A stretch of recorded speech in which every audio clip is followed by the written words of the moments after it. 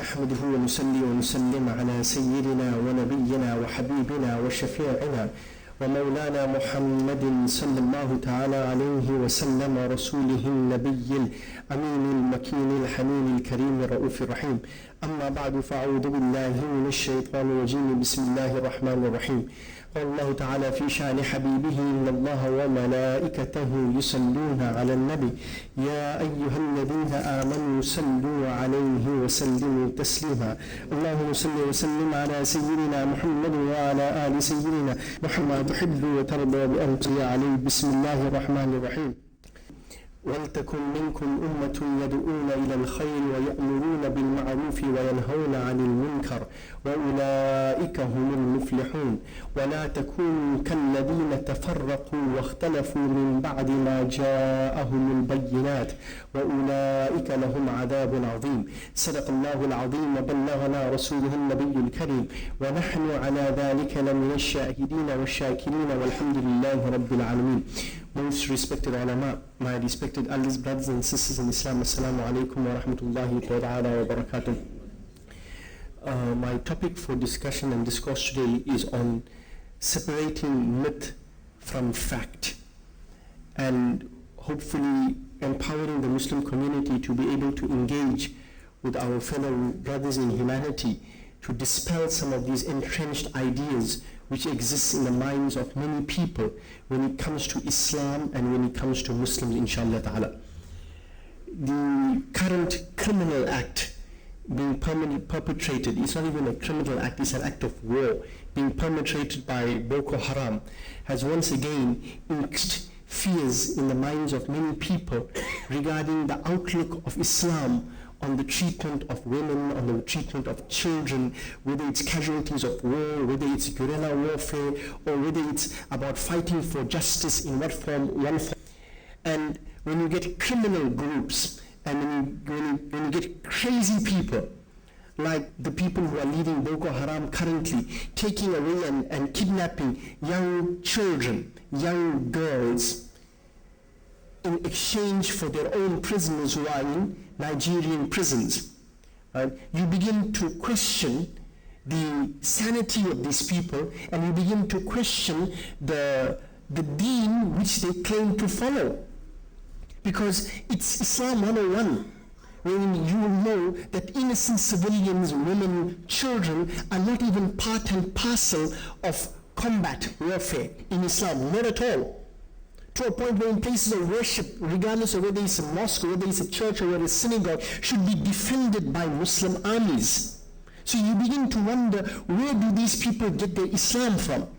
How do they find, and where do they find justification in Quranic scripture and the teaching of the Holy Prophet ﷺ to justify these actions of theirs? Because it goes against not one but dozens of verses of the Holy Quran, as well as the teachings of the Holy Prophet ﷺ. But be that as it may, with the degree of media sensationalism and at the same time the desire for these terrorist groups, and I'm not going to call them Muslim terrorist groups or anything, because you know what, you can't even give the appellation of Muslim next to it.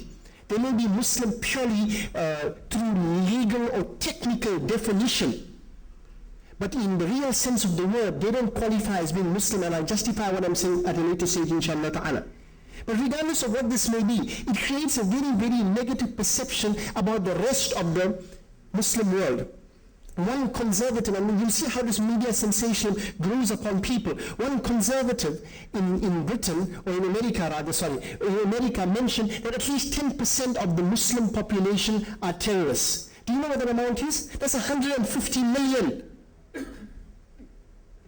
But one faulty statistic like this, 10% of Muslim world or Muslims are terrorists, makes it 150 million Muslims being terrorists. It's not even 10%. Secondly, some of the popular misconceptions that the Western world has regarding Muslims, which creates and entrenches the fear in them, are based on what? False information. And I'm going to run through some of these for you. And this wasn't done by some Muslim scholar or some scholar interested in marketing Islam or marketing Muslim or defending Muslim. It was done by a Canadian author, Doug Saunders, and he wrote a book, The Myth of the Muslim Tide. And he spoke about these popular misconceptions which are very fancifully and very, very readily available through the media and so on. And he just creates greater media hype around the fear of a readily acceptable community and public out there which is willing to put its fear before anything else. And what happens is that again, 1.5 billion Muslims are painted with the same brush simply because of maybe, I'm going to put it very, very conservatively, 15,000 radicals, fundamentalists, and whatever it is. But mind you, those media sensationalist ideas on one side, the core fact of the matter is that the real Muslims who are out there, who number 1.1 billion, what's it? I don't know how it works. 490 million of them are different. And this is facts. We'll prove this for you. And this is something where the guy went meticulously and investigating and he analyzed and he came up with some of these statistics. Not all of them are his statistics. Some of them are taken from other stats as well. But Doug Saunders, the one fear that Europe has, the one fear that America has, or the one fear the Western world has is the fear of the Muslim fertility rate. They say that one way that the Muslims are going to eventually take over the world is purely by population dynamics. And they call it the Islamic fertility rate. They have this misconception that, Muslims are literally baby factories. Right? Just to give you an idea, the reality of the matter is, by virtue of the fact that they fear that Muslims will overpopulate, right, and will therefore take over the world, let me give you an idea. In the 1980s, right, the birth rate in the so-called theocracy called Iran was plus minus 5 children. But by 2014, it dropped to 1.9 children per family, which is lower than the birth rate in Britain and France. 1.8% in United Arab Emirates. Turkey is not 1.8 children. That's statistics now for like 1.8 children, however you want to work it out, okay? 2.15 children in Turkey and 1.86 children per family in Lebanon, according to statistics. Which means, in a family, you have plus minus 2 children per Muslim family in the vast majority Muslim countries. So this fear that the Muslims are going to run the world purely by overpopulating it is one popular myth. I shall call this discussion Mythbusters. Okay? Misconception. The second one is that in minority countries where Muslims are emigrating to, like the popular ones in Europe are Britain and France that you hear about all the time. It's interesting that in Britain, Muslims only make up 2.7% of the population. But the manner in which it is advertised that the Muslims are immigrants are coming in and so on, and they're flooding Britain and they're flooding and so on, is a misnomer. Because only 28% of Muslim immigrants of immigrants in Britain are Muslim. Only 28%. Who's the rest? The 72% are from other race groups. Only Muslims only take up 28%. Right? And in Britain itself, you will notice that even the per child, the child family ratio there is about 2 per family, or 3 per family at maximum. And when it comes to this fear that by 2030, by 2050, Britain will be overpopulated by Muslims, I've heard this myth, but by latest 2030, Muslims will have enough of a force to be able to elect their own prime minister into parliament. Really, by 2050, if currently Britain is only holding about 7% of the 2.7% of the population, by 2050 at best, the British population will be a maximum of 7%. The 93% will still be people of British descent, number 2. Number 3, right? Muslims number 2.6 million in the USA. Only 2.6 million. Right? By 2030, they're expected to be 6.2 million Muslims. But what is the opinion and general view of people in America about Muslims? Well, firstly, that we Muslims are coming into America in our droves, number one. Number two is that, again, the fear of overpopulation. And number three, these Muslims who are coming to America are there to literally now suck out whatever is left from the American finance, from the American economy, and to take away the rights of other citizens, etc., etc., etc. All of these stories. Let me give you a wake-up call. For your information, the vast majority of Muslim immigrants into America started off primarily in the 1990s. But out of those Muslim immigrants that are there right now, 2.6 million of them, 40% of the Muslim community hold, at the very least, college degrees. 30% of the Muslim immigrant community holds college degrees or higher education, higher academic degrees, right? That is higher than the average American, where only 29% of born and bred Americans hold even college degrees, right? And the Muslim population, with the educated Muslim population, only ranks second to the Jewish population in America that has been there way before the Muslims, right?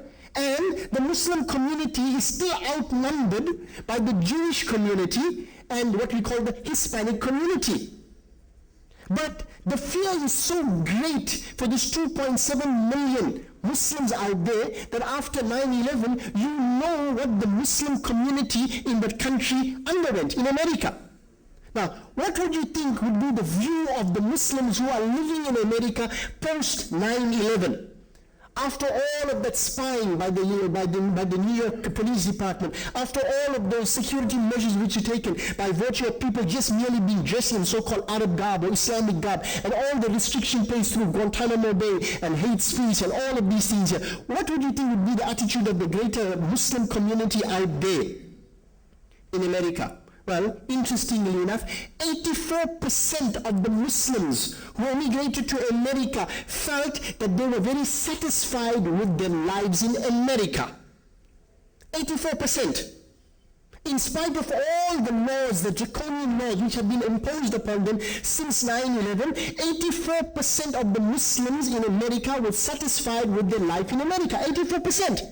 And if you compare that to the born and bred Americans, only 75% of them were satisfied with their life in America. So when it comes to loyalty, the Muslims are more loyal and more happy in America than their fellow American, born and bred Americans, born in the USA. Number one. Number two is that when we look at the American-born Muslims, the number increased from 84% to 90%. Because they were comfortable with their Islam and they were comfortable with the fact that they were American. Right? If you look at the British, 83% of British Muslims were satisfied and they were proudly British Muslims. Right? And only 79% of them, of born British, were proud to be proudly British. Now, what is the misconception? That the Muslims are out there, their little secret cells in America and England and Britain and wherever it is, just waiting to come and overthrow the governments. These are not statistics made up by some Muslim fundamentalist. These are statistics here which have been thoroughly authenticated by renowned scholars. Okay? Now comes the issue of fundamentalism. We always talk about the issue that Muslims are Muslim fundamentalists or he's an Islamist. If you practice your religion and if you practice the fundamentals of your faith, you are regarded as a Muslim fundamentalist. Now, let me give you an idea. When it came to Muslims being questioned whether you are Muslim first or American first, 49% of Muslims said that we are Muslim first and American second. Now just work the statistic backwards. 51% said that they were American first by citizenry and Muslims by religion.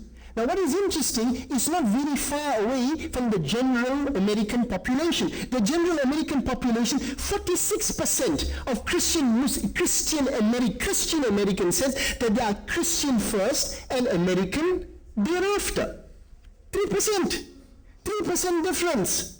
And if you look at the numbers, if you do apples for apple, if you see the Muslims are only 2.6 million, you will see the numbers far outweigh in terms of fundamentalism. What is fundamentalism? Practicing their religious beliefs. So they were Christians first and Americans later. But how? Here's another interesting point. The Muslim fundamentalists of America, as they are perceived to be, wrongfully obviously, are far better off, right, and are far safer best than the Christian evangelicals in America. Because when they were questioned, what are you first? Are you Christian first or are you American first? 70% of the evangelics said that they are Christian first and American thereafter. So when it comes to this perception of Muslim fundamentalists, then the evangelists or the evangelics in America are more fundamentalist with regards to their adherence to their faith and regarding themselves as Christian first than Muslims are. How's that for statistics? These are issues.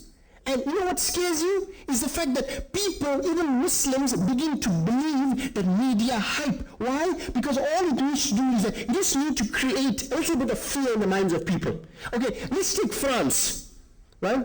In France, do you know, you have a sizable Muslim population, but not as big as they make it out to be. In 2011, the French government placed a ban on niqab, on wearing of the niqab.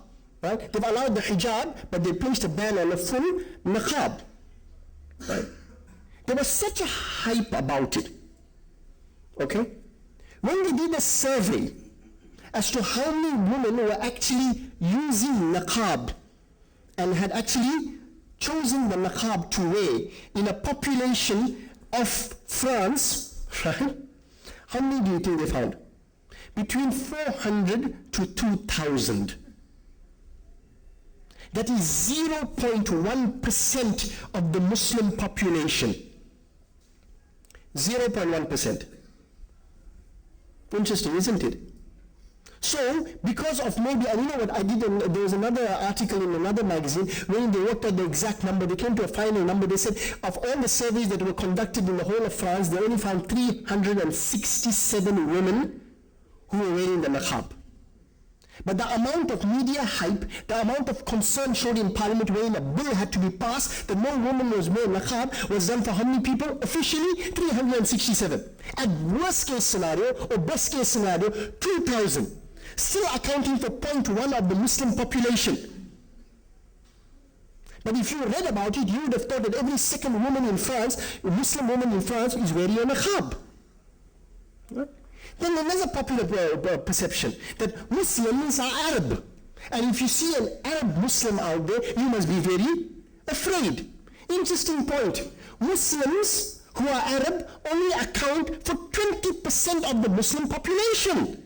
Only 20% of the population, and this includes Middle East and North Africa. They only account for 20% of the Muslim population. The rest of the Muslim population comes from the rest of Africa and primarily from the Indo-Pak subcontinent and Asia Pacific. India, Pakistan, Bangladesh, and all these areas allied with which you know as Hind, is home to 500 million Muslims. Practically half of the Muslim population is in India, Pakistan, Bangladesh, and those areas. Right? The world's largest Muslim country is Indonesia, with 200 million Muslims.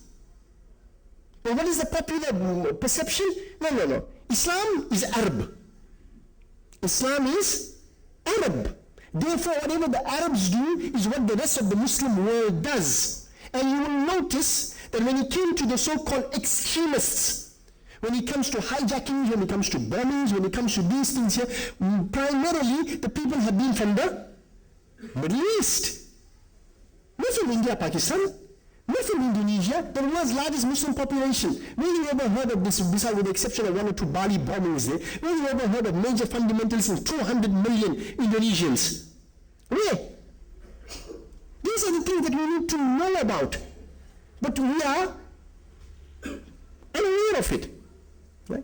And when you look at the practice of deen itself, you will see that Muslims themselves, they almost, with the exception of maybe, I'm being very, very generous here, right? Maybe about 5% of the Muslim population out there in general adheres to an ideology which is an extremist ideology. And out of the 5%, I would even bring it down to 0.5%, actually give vent to their feelings through terrorist actions.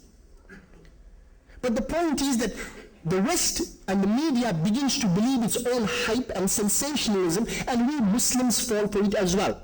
Having said that, you can't detract from the fact that if the Western media engages in sensationalism, then that 0.5% of 1.5 billion Muslims, and even less than 0.5%, also engage in that type of sensationalism as well. So if they want maximum coverage, they will make sure that they will go out there and create such a hype that the whole world must literally stop and pay attention to them.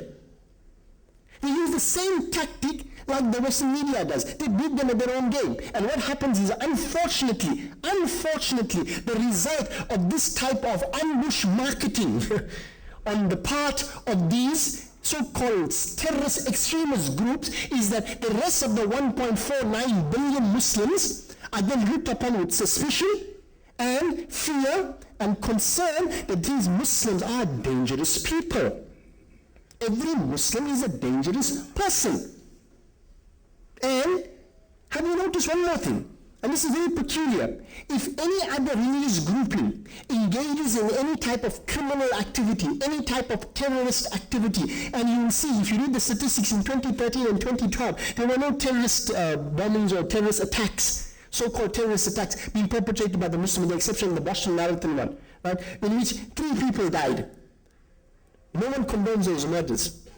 But 3 people dying became a national issue in America. Right? Yet, a similar issue involving other fundamentalist groupings with mass shootings and so on that doesn't receive that degree of media sensationalism, as raw as it is, the way this did. There's no justification for that. But I'm just saying, oh, hold on a minute.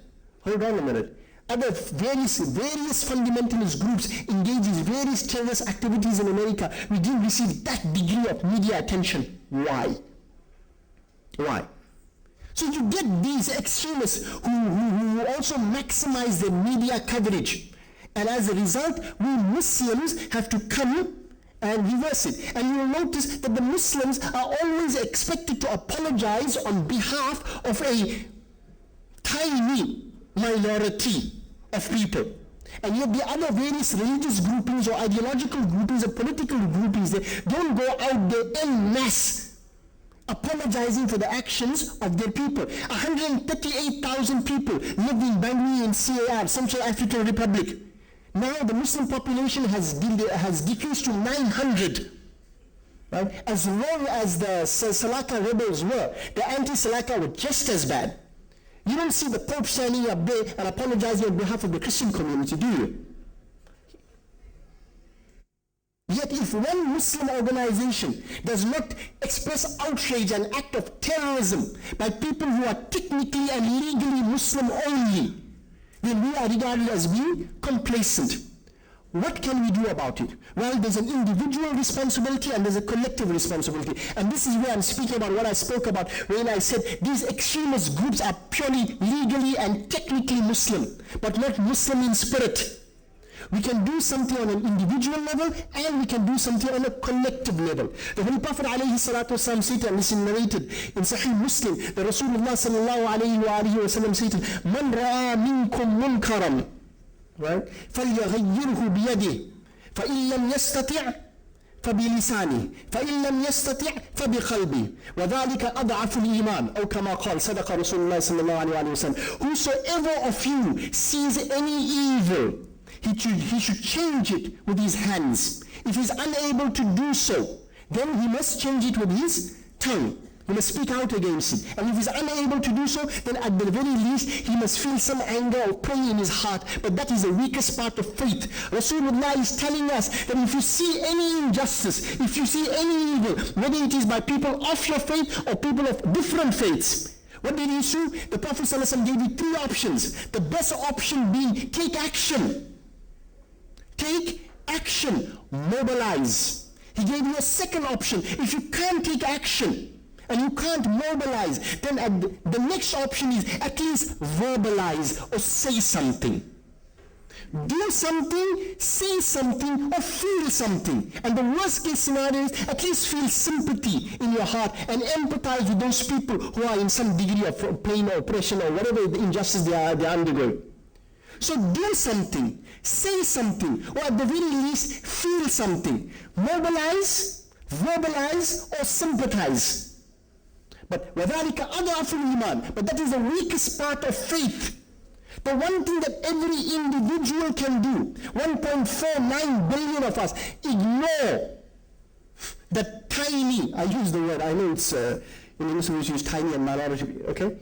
The tiny minority, and express your Islam. Don't let a small group, 0.1% of the Muslim population, legally and technically Muslim, steal your identity. And why do I say they are legally and technically Muslim only, and in spirit they are not Muslim? Is because the Holy Prophet ﷺ said, who is a Muslim? Who is a Muslim? Al-Muslimu man salima al-Muslimuna min lisanihi wa yadi. A Muslim is he who does not engage in hate speech, does not engage in verbal abuse, and does not engage in any type of violence.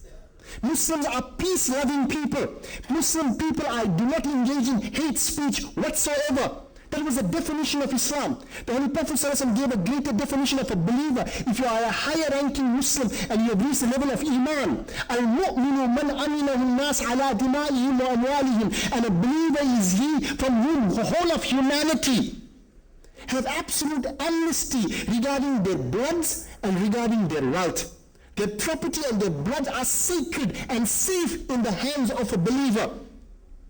That identity of Muslims is being lost. We are being seen purely and primarily and fundamentally as being people who wear niqab, as people who are demanding halal meat, as people who are overpopulating through births, as people who are just rushing into countries like Europe and into continents like Europe and countries like Britain and France just to come down and eventually take over. We are being seen by that.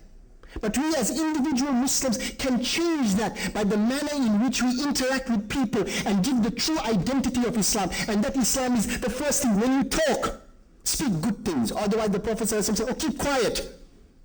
Do not engage in verbal abuse. Any type of hate speech. Muslims don't engage in that. Do not engage in any type of violence, because that is your identity as a Muslim. A Muslim is non-violent by nature and by description. That's what his identity is. He's not identified by his face and not identified by the length of his beard. He's not identified by that. He's identified by the fact that if there comes to any type of violent interaction or a violent confrontation, the Muslim will turn around and he'll walk away. He'll avoid the confrontation. If it comes to a war of words, the Muslim will be the one who keeps silent, because it goes against his nature and goes against his character to behave in that manner. That is something that every Muslim can do. And you can start off with your own neighbor. Be the best neighbor that you can be. Be the best neighbor that you can be. And that's an individual responsibility. On a communal level, and on a community level, on an international level, Muslims are speaking about it. Every religious group and every religious organization has spoken out against the actions of Boko Haram. But we can't just verbalize. We've got to mobilize as well. Protests and everything they are well and good, and they are very laudable, but we need to take it one step further. We need to find a group of peacekeeping forces within the Muslim community. And I'm not talking about military intervention here. I'm talking about a peacekeeping force, a negotiating force, and almost like a diplomatic army, wherein scholars, leaders, people from various walks of life, academia, intelligentsia, medical, legal, as well as political, spiritual influence will get together to become a mobilizing diplomatic army who will go out there and be able to at least knock some sense into this extremist factions, which are ultimately in the long term will lead to the great destruction and of the Muslim Ummah in general. We need to find those. We'll have those people, but just sending out edicts and just sending out messages out there is not good enough. We need to keep something. We need to have some sort of peacekeeping force that will go to these areas, which the Muslim community will support, purely because we want to preserve the identity of true Muslims and true Islam. And you know what? There's no price attached to that. It's priceless. And the Muslim community has it. We have those organs which are basically paper tigers right now, but we have those organs which can facilitate this process there. And we, as the greater Muslim community out there, needs to push them forward to be able to start this thing sooner rather than later. And this is not marketing. This is not PR work. This is genuinely be what we are. وَلْتَكُمْ مِنْكُمْ أُمَّةٌ. Let there come out of you a community that enjoys what is good and forbids what is evil. We need an army like that. We need a force like that, a force of peace. We've got plenty of forces of war and hatred and violence and slaughter and murder. We need forces of peace like this, diplomatic peace forces. This is what we require, and we need to push this agenda forward there for our medium to long-term goals, inshallah ta'ala. Allah give us tawfiq, inshallah ta'ala, wa ma'ana